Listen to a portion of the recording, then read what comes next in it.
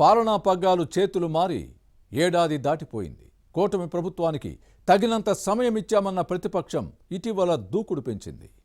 బట్టకాల్చి మొహం మీద వేసి తుడుచుకోమన్నట్టు పాలకపక్ష ఎమ్మెల్యేలను టార్గెట్ చేస్తోంది. అధికార పార్టీని ముప్ప తిప్పలు పెట్టి 3 చెరువుల నీళ్లు తాగించాలన్న క్రమంలో లేనిపోని ఆరోపణలతో పొలిటికల్ హీట్ పెంచుతోంది. పల్నాడు జిల్లాలోని ఓ నియోజకవర్గంలో ఇలాంటి పరిస్థితే ఉంది.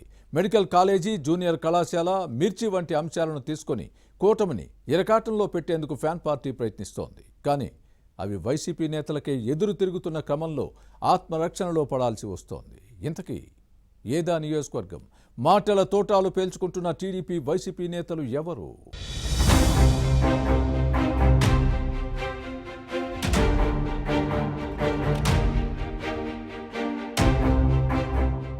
వైసీపీ నేతలకు బడాయిలు ఎక్కువ అంటారు.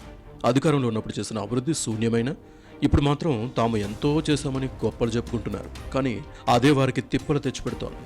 పల్నాడు గురజాల నియోజకవర్గంలో ఇదే జరుగుతోంది. గత ఎన్నికల్లో ఇక్కడి నుంచి టీడీపీ అభ్యర్థిగా పోటీ చేసిన ఎరపతినేని శ్రీనివాసరావు చేతిలో వైసీపీ తరపున బరిలోకి దిగిన కాసు మహేష్ రెడ్డి ఓడిపోయారు. ఆ తర్వాత సైలెంట్ అయిన ఈ మాజీ ఎమ్మెల్యే ఏడాది తర్వాత జనంలోకి వచ్చి తెలుగుదేశం శాసనసభ్యుడిని టార్గెట్ చేస్తున్నారు. ముందుగా పిడుగురాళ్ల మెడికల్ కాలేజ్ నిర్మాణ అంశాన్ని ఎత్తుకున్న కాసు వైసీపీ హయాంలో 80% జరిగిన నిర్మాణాన్ని కూటమి ప్రభుత్వం పూర్తి చేయలేకపోయిందంటూ సెల్ఫీ వీడియోలు తీసి మరీ విమర్శలు గుప్పించడం వివాదాస్పదమైంది.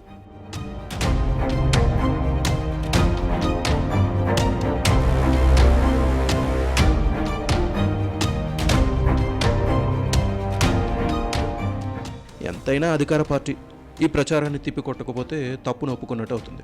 దీంతో టీడీపీ ఎమ్మెల్యే ఎరపతినేని అధికారులతో సమీక్షిస్తే పిడుగురాళ్ల మెడికల్ కాలేజ్ పనులు 45% జరిగాయని తేలింది. దీంతో కాసు మహేష్ రెడ్డి తిరకాసు లెక్కలు జనానికి అర్థమయ్యాయి. గత ఎన్నికలు ఓడిపోయిన కాసు 2029లో మళ్లీ పోటీ చేయాలన్న ప్లాన్లో ఉన్నారు.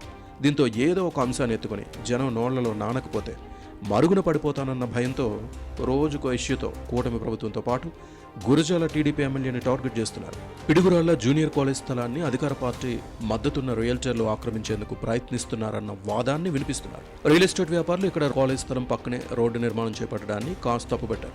కానీ వైసీపీ హయాంలోనే దీనికి అనుమతి ఇచ్చారన్న విషయాన్ని మహేష్ రెడ్డి మర్చిపోయారని తెలుగుదేశం నేతలు గుర్తు చేయడంతో కాసు నోట్లో పచ్చి వెలక్కాయ పడి గుడ్లేళ్లుకొచ్చినంత పని అయింది. గోబ గుయ్యమనిపించడంతో తాను ఏం చేసినా కూటమి నుంచి కౌంటర్ వస్తోందంటూ సన్నిహితుల దగ్గర ప్రస్తావించి తన మనసులోని బాధను వెళ్ళగక్కారని అంటారు.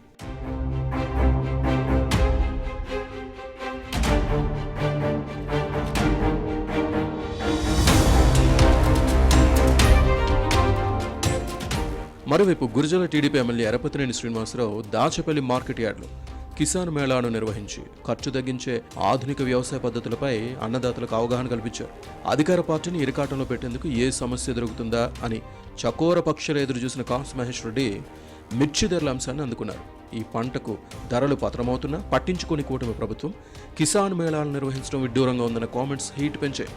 అంతటితో ఆగకుండా రైతులను మభ్యపెడుతూ మోసం చేస్తోందన్న వాదాన్ని వినిపించడం విమర్శలకు తావిచ్చింది.